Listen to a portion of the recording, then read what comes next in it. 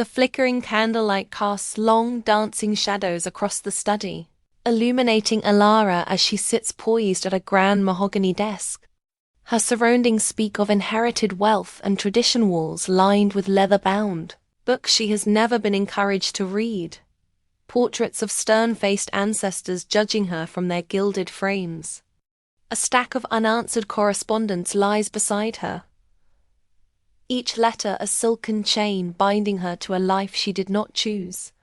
Her quill hovers over a fresh sheet of parchment, the ink glistening like a dark, unshed tear.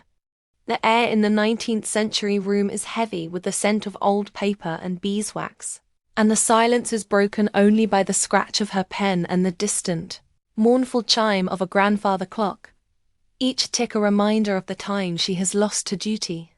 This night, however, feels different. The weight of expectation has become a crushing burden, and the moment of reckoning is at hand. Her mind drifts to the source of this gilded cage. Her father. We see fleeting, ghostly images of his legacy, the monolithic textile factory bearing their family name, its smokestacks belching grey plumes into an already somber sky. Inside, the faces of workers are etched with exhaustion, their movements mechanical, their spirits as grim as the soot-stained walls. The deafening clang of machinery is the soundtrack to their family's fortune, a fortune built on the bent backs of others.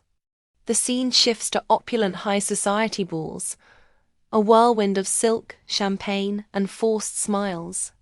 Alara is there, a jewel in her father's crown, her expression a mask of polite indifference. She moves through the crowds, a ghost at the feast, her discomfort a stark contrast to the performative joy around her. Each whispered compliment about her beauty, each strategic introduction to a suitable bachelor, feels like another bar being forged for her prison.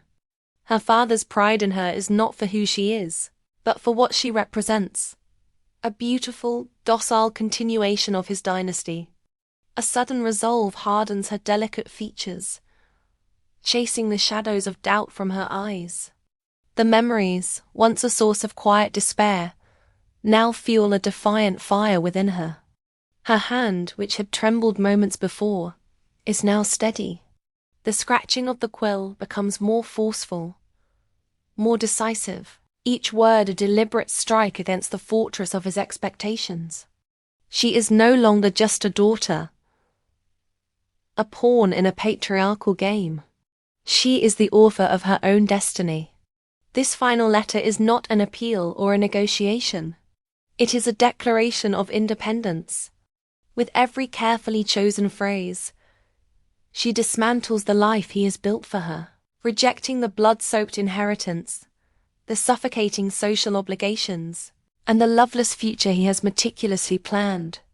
The ink flows onto the page, severing the ties of obligation and legacy with the clean, sharp finality of a blade. As the last word is written, a profound stillness settles over the room. Alara carefully folds the parchment, her movements precise and unhurried. She melts a stick of crimson wax over a candle's flame, the dripping liquid like a single drop of blood, and presses the family signet into it one last time, not as an act of belonging, but of closure. The sealed letter now lies starkly on the polished wood, a testament to her rebellion. A single crystalline tear escapes and traces a path down her cheek, falling silently onto the desk beside the letter. It is not a tear of sorrow, but of release. Her gaze then lifts to the window, where the first faint blush of dawn is breaking over the horizon, painting the dark sky with strokes of hope. The new day is hers, and for the first time in her life, she feels the light.